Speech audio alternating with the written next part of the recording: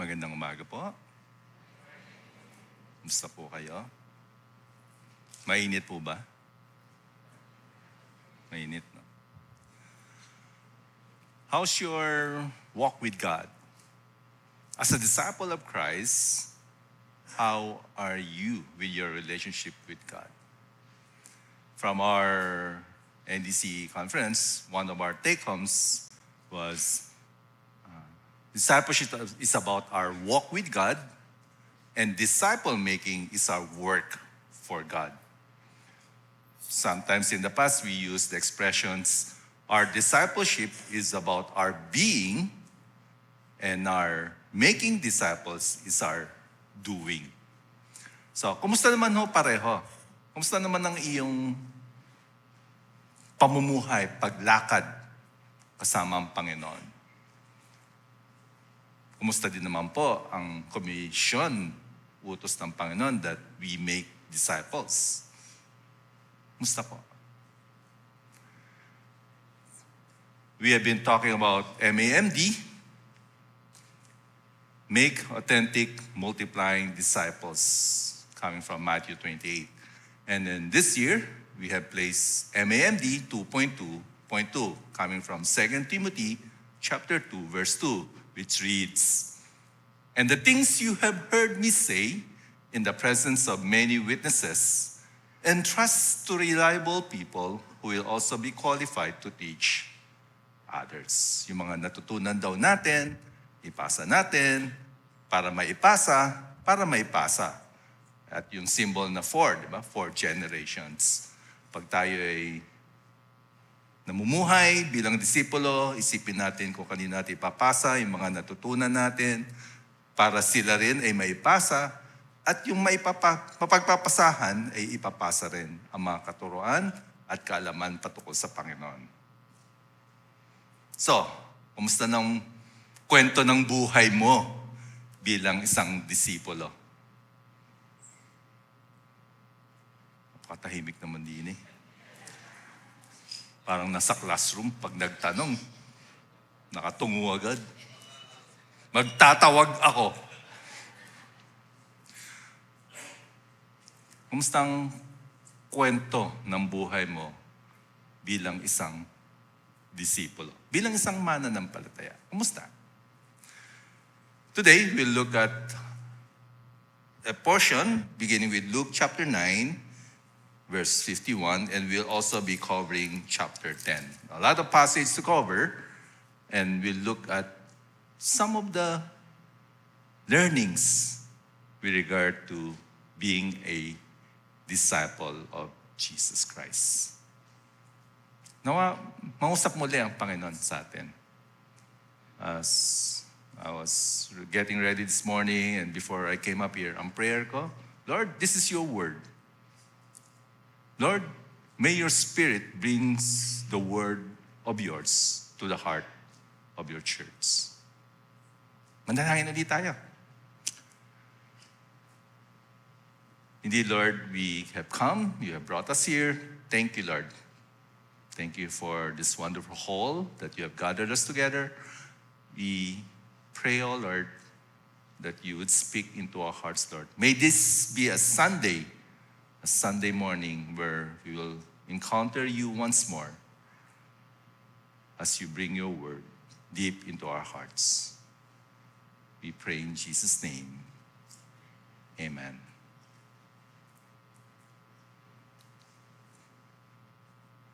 Pababa ang pindot.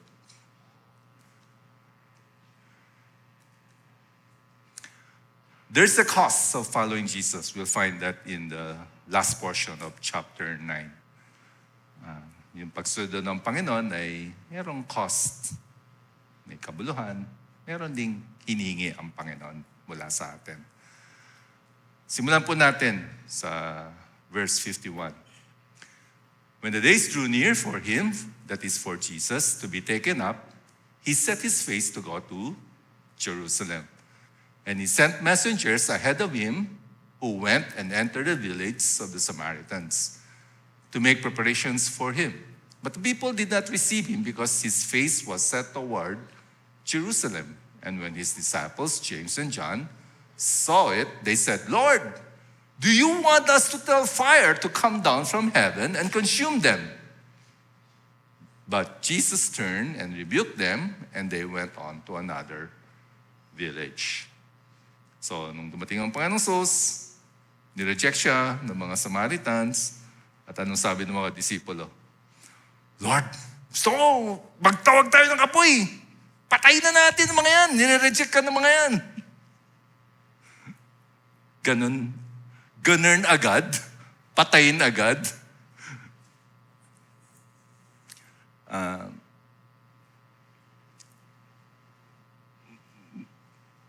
Do we carry that same attitude and spirit kapag merong ayaw manampalataya sa Panginoong Sus, tinatanggal ng Panginoong Sus, ganun ba agad tayo? Meron ba tayong sense of, hayaan na sila, mabulok sa kulungan. Hayaan na silang mamatay. Hayaan na silang parusahan ng Diyos. Well, nung sinabi ng mga disipulo, Lord, do you want us to tell fire to come down from heaven and consume them? Nirebuke siya. Sila ng Panginoong Sus. One preacher once said, when he was asked the question, bakit hindi na lang tanggalin ng Panginoon ni Lord ang lahat ng evil sa mundo? Sabi ng preacher, pag tinanggal ni Lord ang lahat ng evil sa mundo, wala nang natira. Lahat tayo tanggal. And that's why we need the amazing grace of God. Yung biyaya ng Panginoon na tayo kanyang tinubos. Lahat ay nagkasala, lahat ay patuloy na nagkakasala, lahat tayo. Kaya kung tatanggalin din lang ni Lord ang evil dito sa mundo, lahat tayo mawawala. Ang layunin ng Panginoong Sus, going to Jerusalem, is His redemptive plan. Dumating ang Panginoong Sus upang tayo ay tubusin. Upang tayo ay kanyang pagkalooban ng kapatawaran ng kasalanan sa pamagitan ng kanyang kamatayan sa krus. I think I mentioned this in the past. And one of my professors in seminar when he was here, he shared the story of siguro yung sa Nepal, kaya lagi may lindol kasi nga very idolatrous sila. Ang sabi ng professor ko, kung parusa't parusa din lang, hindi ba't lahat naman tayo patuloy na nagkakasala? And so, Jesus rebuked these disciples because the disciples failed to understand the purpose of Jesus' redemption. Dumating ang Panginoon Jesus upang tubusin ang sanlibutan mula sa kasalanan. Now, that's the purpose of Jesus. And He has called you and me to be His disciples, to go out and proclaim the name of Christ. Ang question ngayon, are you aligning your life with God's purpose of redemption? Dumating ang Panginoon Jesus upang tubusin. At ang nais ng Panginoon, sino mang sumampalataya sa Kanya ay pagkakalooban niya ng kapatawaran ng kasalanan. So, align ka ba sa purpose ni Jesus? Or very busy ka sa buhay mo? Yung buhay mo ba, nasa-sense mo ba na ito yung gusto ni Lord, ito yung purpose na, ito yung eternal purpose niya. Kasama ba ako?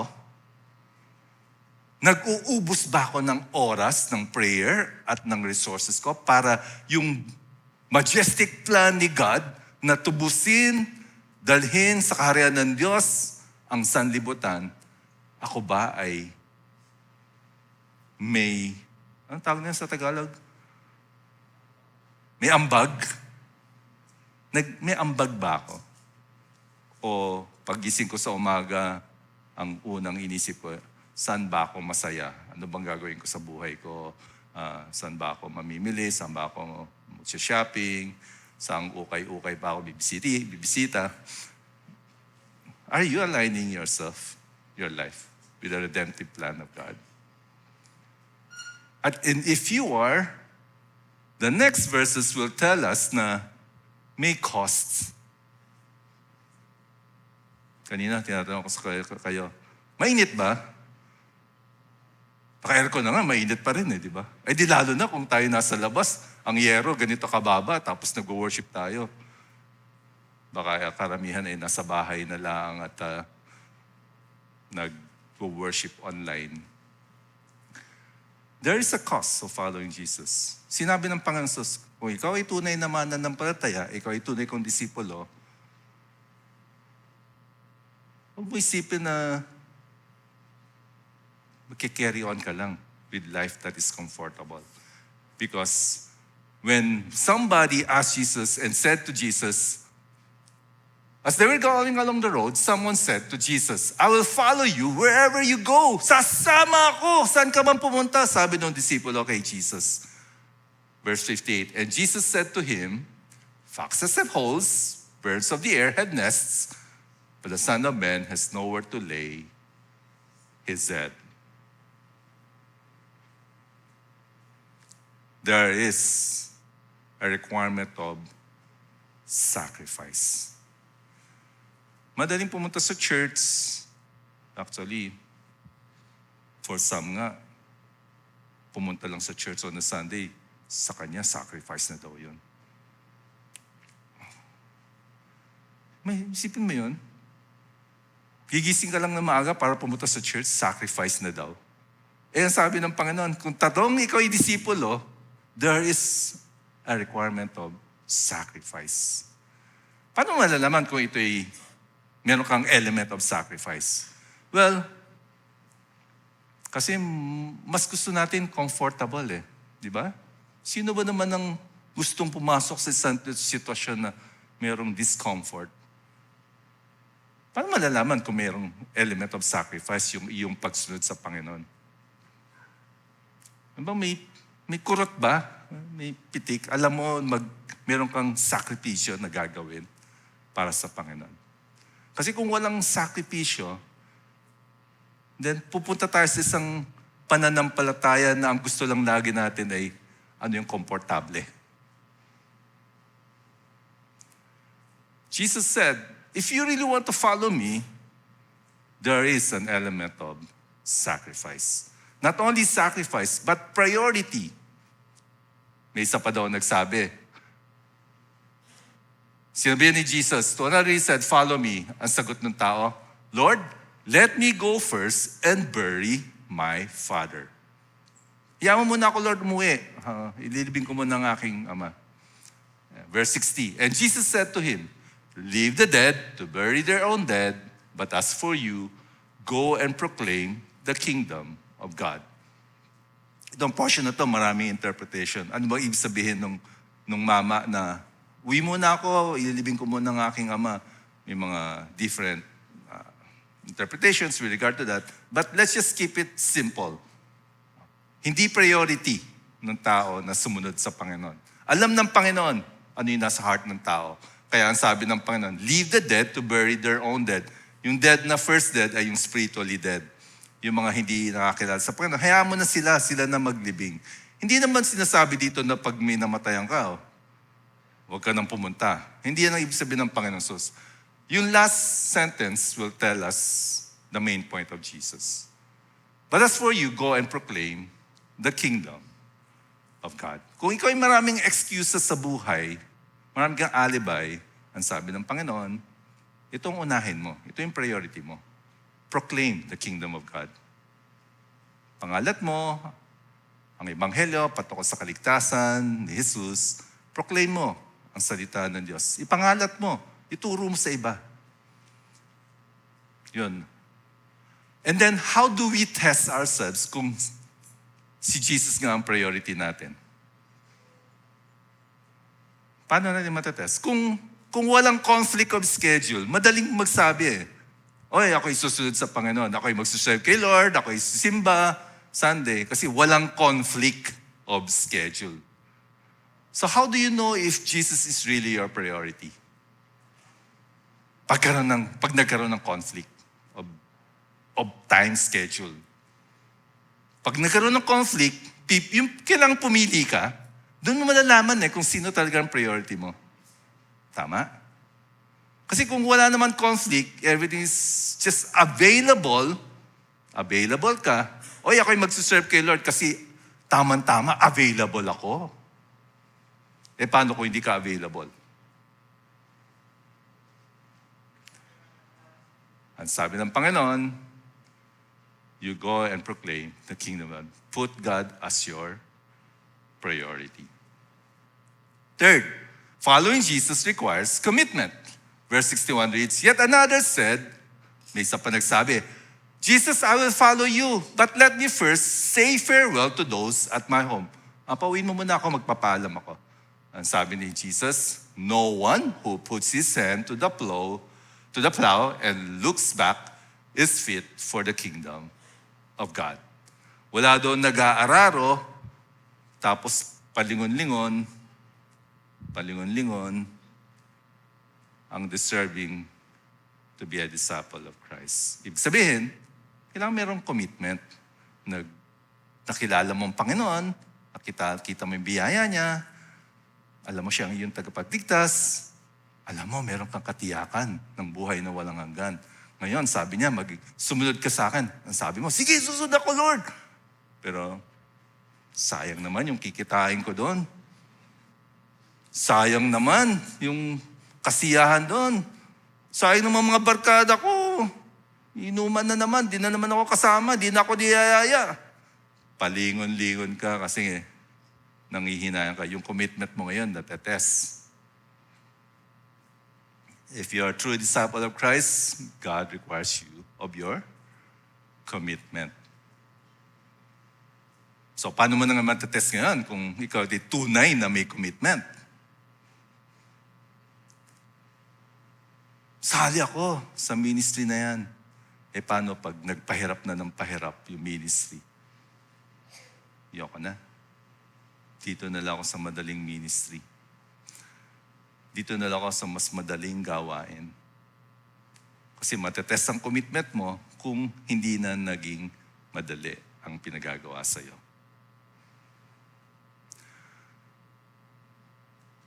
Let's look at the three. Following Jesus requires sacrifice, priority, commitment. Are you following Jesus with SPC? Sacrifice, priority, commitment? Or are you following Christ when it's convenient? Or are you following Christ when you're available? Are you following Christ kapag madali?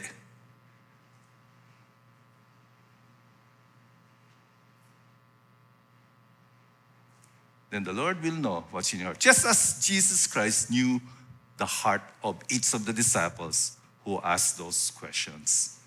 Alam ni Lord kung ano ba talaga ang pagsunod mo.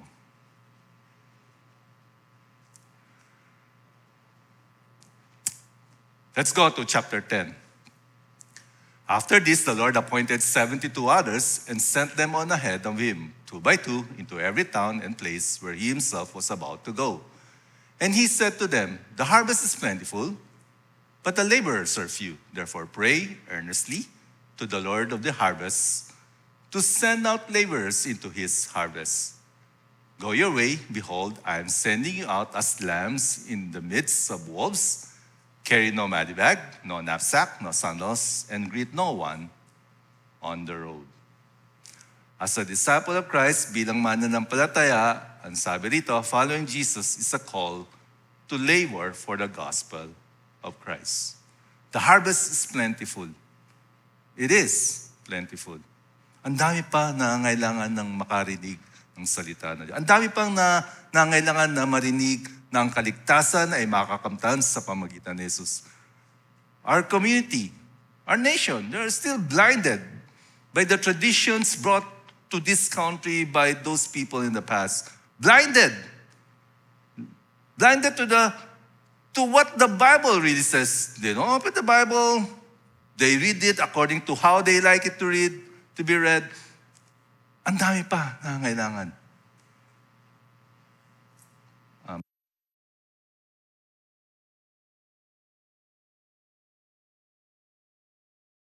Una, 150 to 200 people. Nung huli, binigyan uli ng Lord ng isang school, 650. So, nangangailangan ng laborers, people to share the Word of God, people to share the love of Christ, because the harvest is plentiful. Pag-uwi ko kagabi, sabi ng asawa ko, on fire ka na naman some of you might have seen what I posted yesterday. Nakakaya nga ako eh. Kasi nung tinatanong ko, ilan ba yung orderin mong pagkain? Alam mo, hindi ko alam eh. Hindi ko nga alam kung may pupunta eh. Kasi kahapon nag-outreach kami sa katabing barangay kung saan naroon ng KKKK. Nag-imbita kami ng mga bata, yung mga volunteers namin, nandiyan. Nag-ikot sila nung few days ago, nag-imbita. 9:00 na, nandun kami, handang-handa na kami. Niwala isang bata, wala. 9 o'clock ang usapan. Sabi ko, mukhang kami-kami lang ang kakain ng tanghalian dito. Oh, me of little faith. And then, may dalawang bata, dumating, nakabisikleta. Sumilip. Hindi kayo, pasok kayo. Sige po, uwi muna kami, maliligo muna kami, hindi pa kami naliligo. Sabi ko, pag bumalik ng dalawang to, siguro silang dalawa lang, tapos kami na, mga taga-KK. Tapos mamaya, may 3 pumasok. 9:08, may 3 pumasok. After a few minutes, may 2 pang pumasok, may 4. Mamaya, 3, 5, naging 13. Tapos, yung next scene sa mata ko, nakaupo ako, nakatingin ako. Alam niyo yung sa Avenger, yung talo na si Captain America, tapos dumating yung mga kasama niya. Tuloy-tuloy yung pasok ng mga tao, ng mga bata. Ano bang background music nun? Tapos nagpalakpakan ng mga audience, di ba? Wow! Oh, me of little faith. Eventually, we had 70 kids, and then more than 20 adults. Praise God. And what the Lord impressed on me? The harvest is plentiful. The harvest is plentiful. People are seeking. People are asking. They're seeking for God. At sino ginagamit ni Lord upang ihatid ang mensahe ng kaligtasan? Anghel ba? No. Ikaw na mukhang anghel.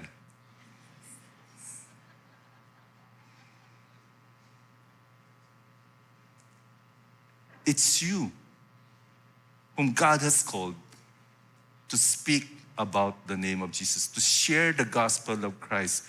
Ikaw ang inatasan ng Panginoon to be His messenger.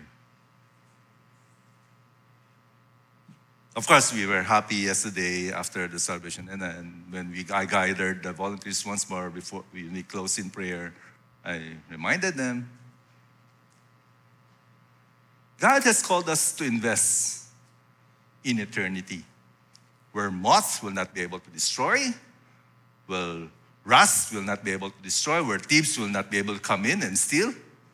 At ano ba yun? Ano ba yung permanent, long-term, eternal investments na pwede natin gawin na alam natin hindi nabubulok, hindi kakalawangin, hindi mananakaw? Ano ba yun? Kung dito nga, ubus na ubus ang utak natin, magpayaman, mag-invest, ubus ang oras natin, bumili ng ganitong gamit. After a few years, alam natin, yung cellphone naluluma, kailangan nang i-upgrade, yung sasakyan naluluma, yung bahay, alam naman natin yung bahay, kahit anong uri ng material yan, pagdating araw, mawalan din ng value. Ano ba yung investment talaga na hindi nabubulok, hindi nanakaw, hindi kakalawangin? Hindi ba every soul, bawat kaluluwa na ma-share mo ng gospel, pagdating ng araw, kikita kayo sa heaven? Hindi ba yun ang eternal investment ng bawat sa atin na tinawag ng Panginoon? Ikaw na binuksan ni Lord ng isipan patungo sa katotohanan kung sino si Jesus? Hindi ba?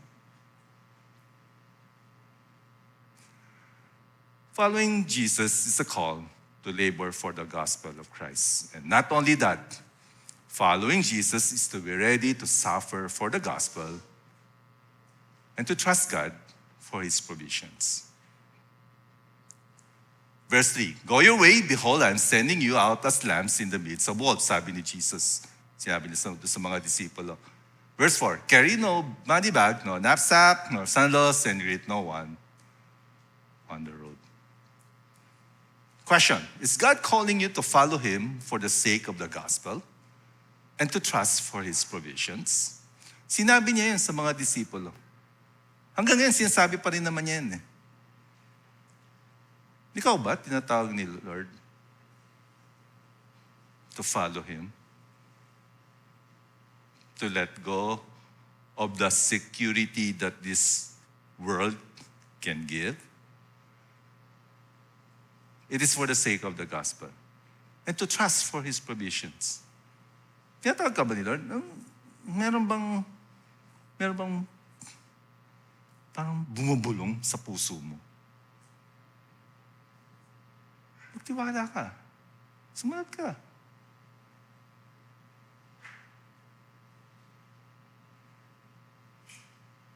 Sabi ni Lord, ako bahala sa'yo. Sumunod ka. Trust me for your needs, your provisions. Come, follow me.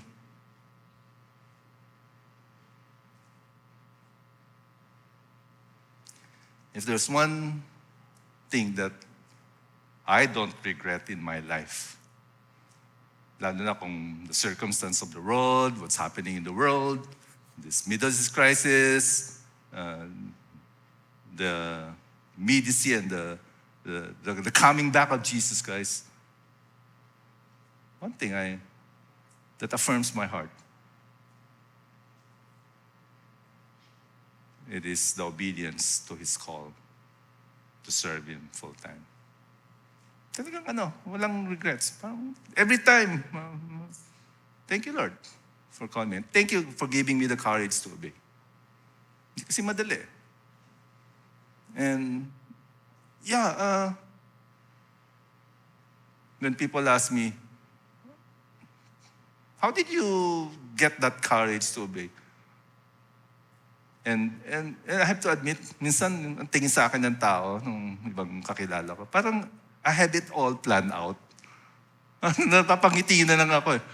Parang alam ko lahat ng mangyayari sa buhay ko. Yung totoo, hindi ko alam. Minsan people look at me and says, Pastor Rizzo knows a lot of things. I go, talaga? Yung isang kamag-anak nung galing kami sa GCF Vancouver, when we came home, we were in the mall, tapos nakita ko yung isang shop. Tapos sabi nung kamag-anak ko, sabi niya, yan yung tindahan, yung bagong tindahan niya, sabi niya, Bayo. Napagiti ako. Sabi niya, siguro akala mo, ang basa dyan, Bayo, no? Sabi ko sa kanya, tawa ko, actually, akala ko, basa dyan, Bayo. Akala ng tao, I have it all planned out. I can deal with all things. And one of the things that, as I reflect back, is, nung kinol ako ni Lord, mutakal ako sa seminary, hindi umabot yung planning ng life ko to the point of, paano kaya magka-college yung mga anak ko? Hindi ako tumating sa ganun. Ang alam ko lang, kailangan ko tapusin yung seminary. May konti akong baon, kulang, bahala na si Lord. Hanggang doon lang ako. And look how God has been faithful. To you who know my story, the stories of my children, grabe, di ba? Nung sumunod ako at tinawag ako ni Lord, hanggang doon lang ang plano ko. Tapusin ang seminary. Kasi tinawag ako ni Lord. Hindi na ako makatanggi. Wala na yung heart to continue to run the supermarket business. Wala na, inalis na ni Lord. Anong gagawin ko? Sumunod. Right? I'm sharing this story because I'm sure God still calls. And I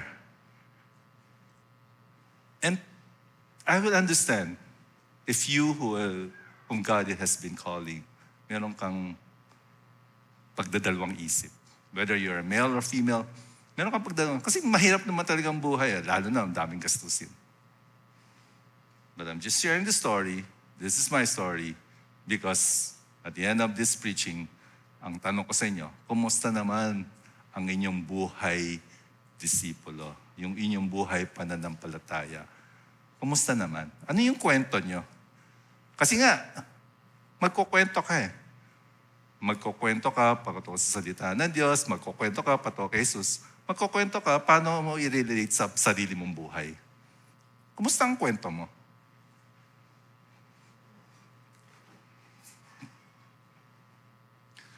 Next! Ito, mahaba-haba to.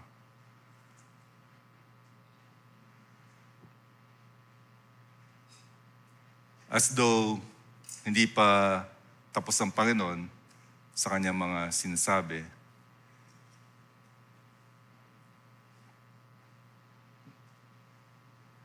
Beginning with verse 5, let me read.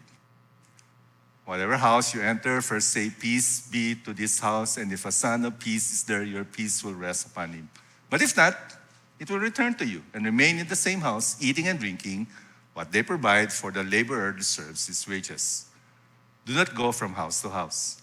Whenever you enter a town and they receive you, eat what is set before you, heal the sick in it, and say to them, the kingdom of God has come near to you.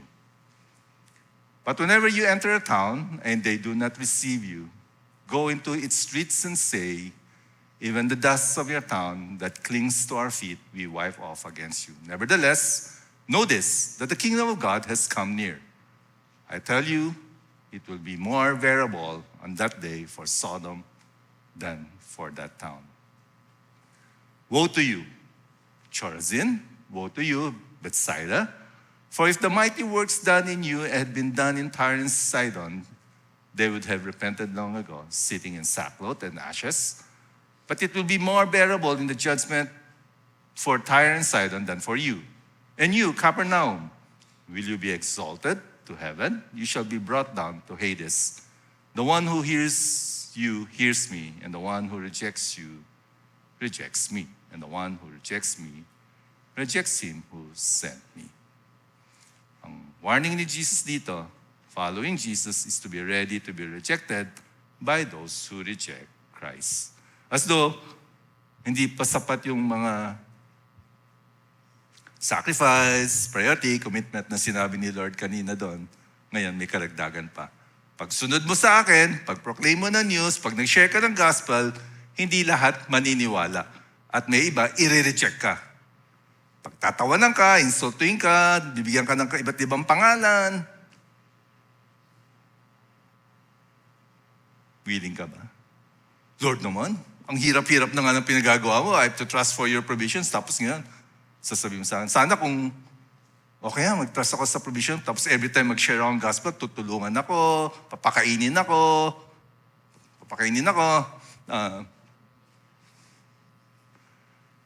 Sana laging ganon. And ang warning ni Jesus, hindi. Merong magre-reject sa'yo. Yung mga magre-reject kay Jesus Christ. And there will be those people who will continue to reject Christ. They will find Christ as parang katang-isip lamang. Relihiyon lang yan. Iba't ibang relihiyon. Okay yan, sige pero at there will be those who will reject Jesus Christ.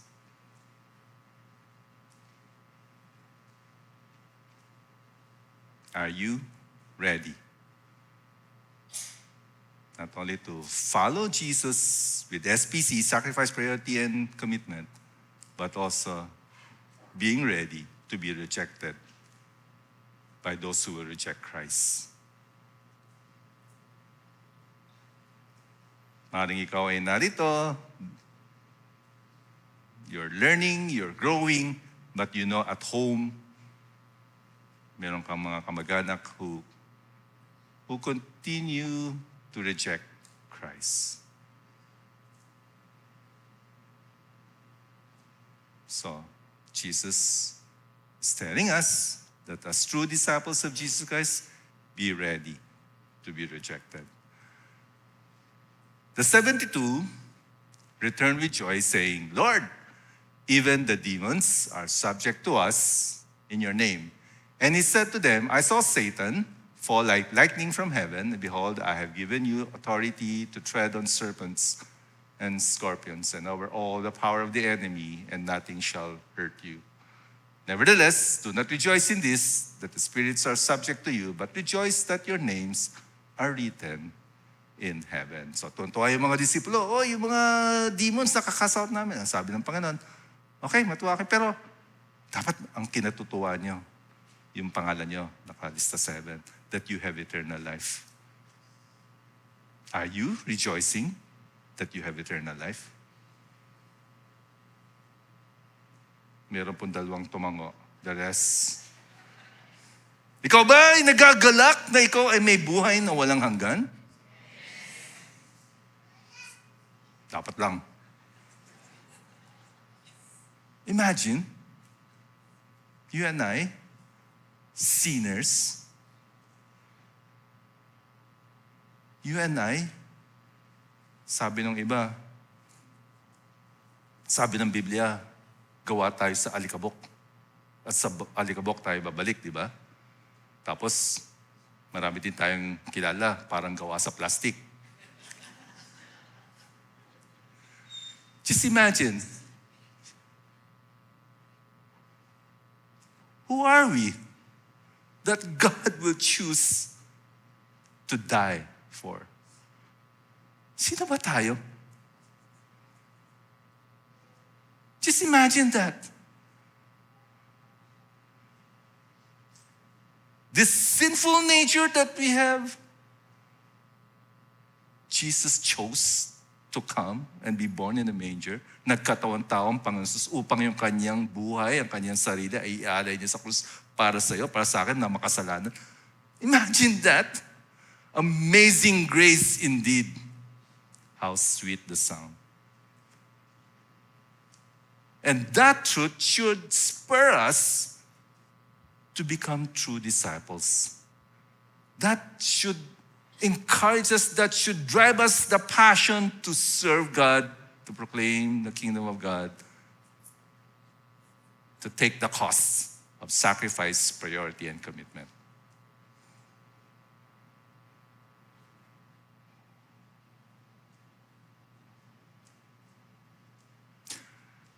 So next time, pag tinext ka ni Beshi, huwag ka na muna tayo mag-church.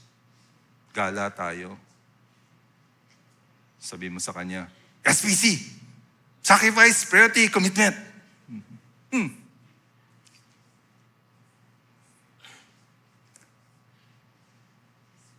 Because if you cannot start with a Sunday, giving up of Sunday for the Lord, then paano na yung Monday to Saturday?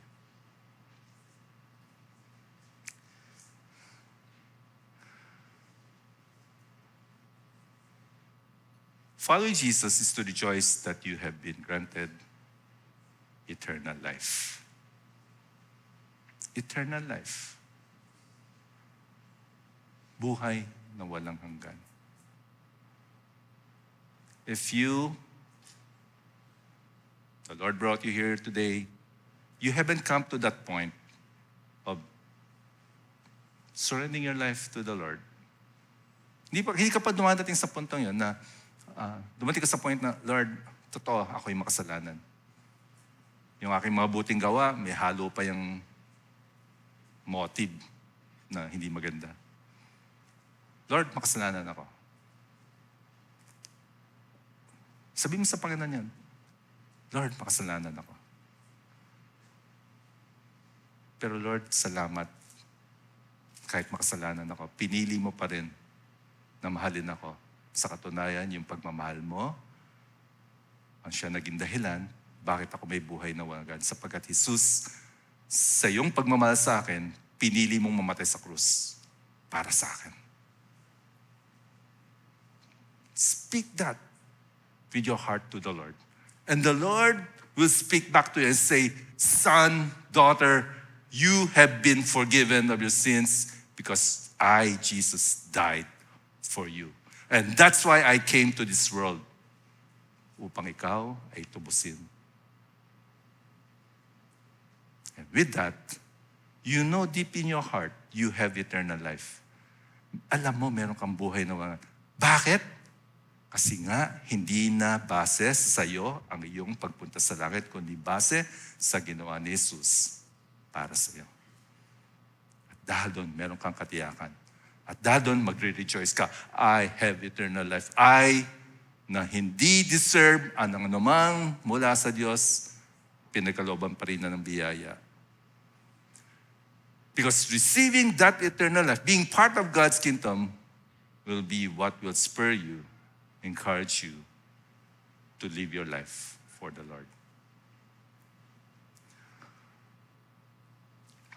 In that same hour, he rejoiced in the Holy Spirit and said, I thank you, Father, Lord of heaven and earth, that you have hidden these things from the wise and understanding and revealed them to little children.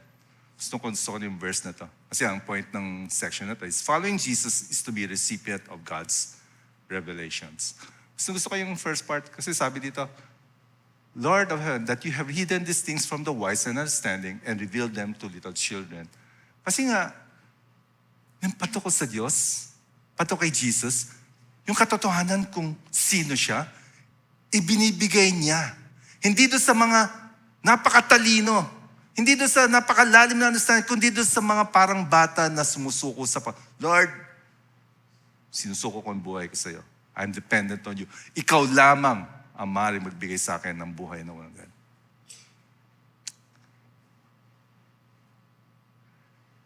Yes, Father, for such was your gracious will. All things have been handed over to me by my Father, sabi ni Jesus, and no one knows who the Son is except the Father, or who the Father is except the Son, and anyone to whom the Son chooses to reveal Him. Ikaw ay pinili ni Lord upang i-reveal kung sino siya. Yung katotohanan kung sino ang Diyos, binibigay niya sa'yo. Hindi ba isang kagalakan para sa atin yon? Wow, si Lord, yung Diyos, nagpakilala, nireveal niya ang sarili niya sa akin. Sino ba ako? Isang galing sa alikabok at sa alikabok babalik. Pero, wow, si Lord, patuloy siya nagre-reveal kung sino siya. Nangungusap siya sa magitan ng kanyang salita kung sino siya. Nagpapakilala siya. Lumalalim ang pagkilala mo sa Kanya sa pamagitan ng kanyang salita, sa pamagitan ng pangusap ng Banal na Espiritu sa iyo. Dati, wala kang kamuang-muang patukos sa kalangitan. Pero ngayon, nangusap si Lord sa iyo. Ikaw na makasalanan, pinili ko, niligay ko sa puso mo kung sino ako, sabi ni Jesus, ako ang iyong tagapagligtas. Ako ang magdadalay sa iyo sa kalangitan pagdating ng araw. Hindi dahil sa iyong mabuting gawa. Kasi yung mabuti mong gawa yan, parang basahan na madumi yan. Ang laging motibo ay itaas ang sariling pangalan, kaya gumagawa ng mabuti. Hindi. Ang sabi ng Panginoon Jesus, ikaw ay sa akin, tinubos kita. Dugo ko ang aking pinambayad sa kasalanan mo. Kaya ikaw ay may buhay na walang hanggan. Yung katotohanan na yon, galing kay Lord. Binigay sa'yo, ni-reveal sa'yo.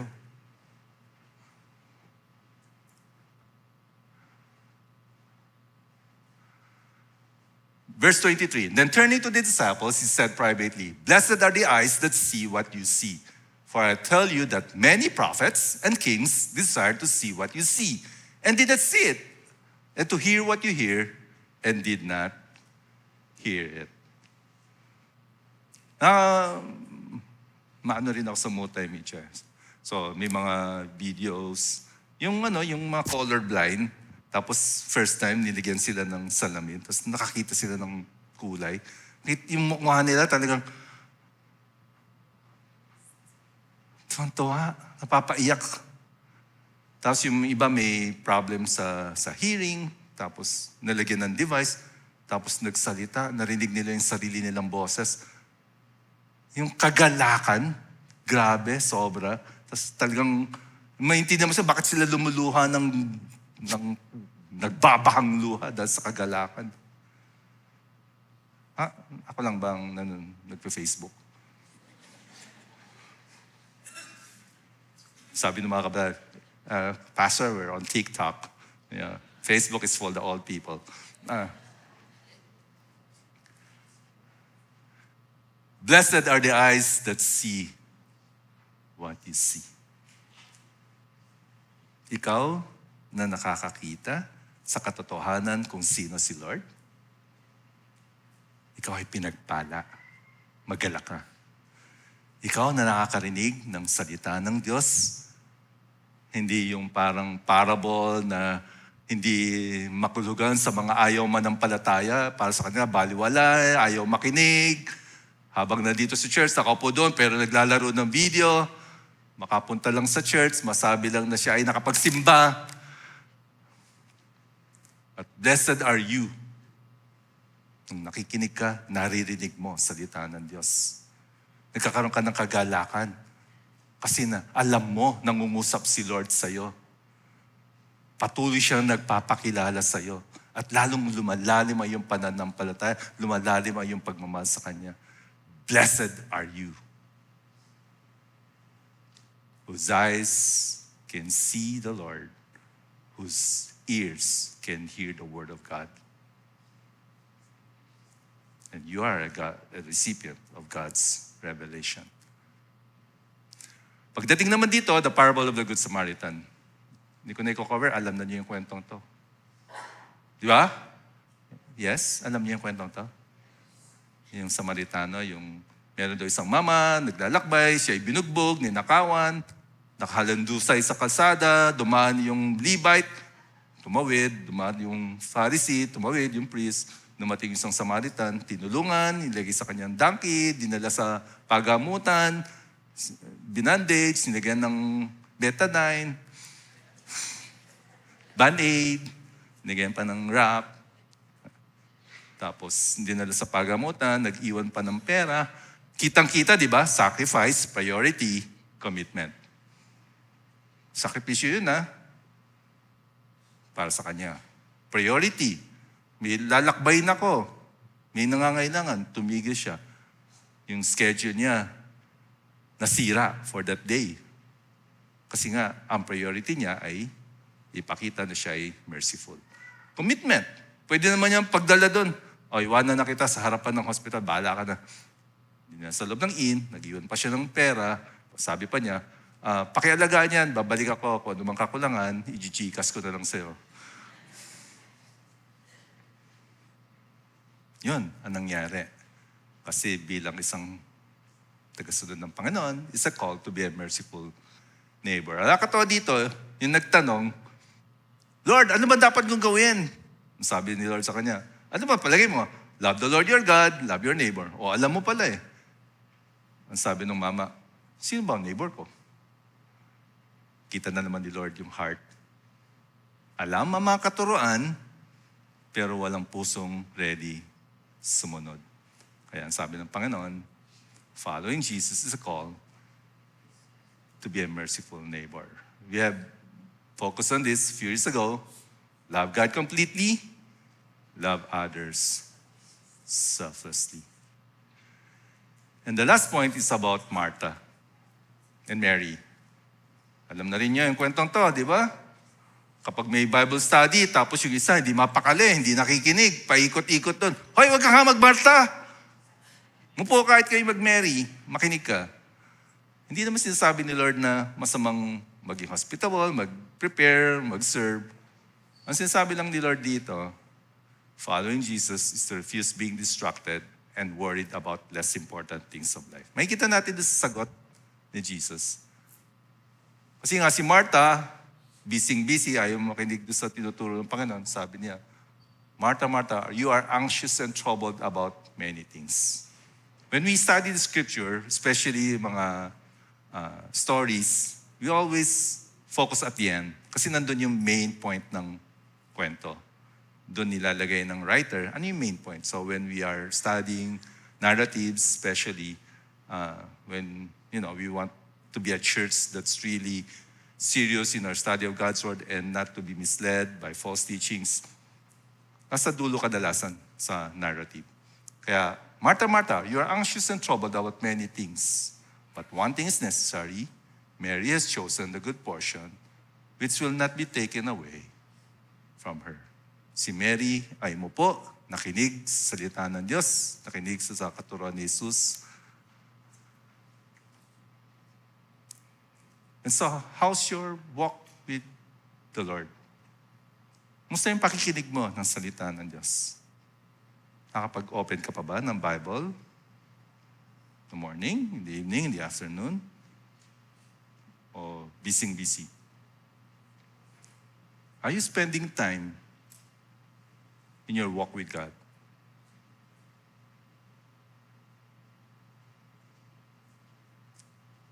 At the beginning of this sermon, I asked you the question, how is your walk with God? Kumusta naman ang iyong being with God? And then, kumusta naman ang iyong working for God? Kumusta? Kasi nga, we have been talking about make authentic multiplying disciples. At yun ang nice nating makita mula sa bawat isa sa atin. At salamat sa Panginoon. Sapagkat siya na nagsimula ng ating kaligtasan, siya din ang magsusustain at siya din ang magbibigay ng completion at the end. Let's pray. Thank you, Lord, for your word. Thank you for your wonderful love for us. Thank you for your beautiful plan for each one of us that is to continue working out in our life the very image of Christ, our Savior. Salamat, Lord. Ikaw ang patuloy na mahabang pasensya, patuloy na nangungusap, patuloy na kumikilos. Even this morning, Lord, you brought us here. Lord, yung salita mo, siya pa rin ang bumunga sa puso namin at sa buhay namin. We give thanks. We pray in Jesus' name. Amen.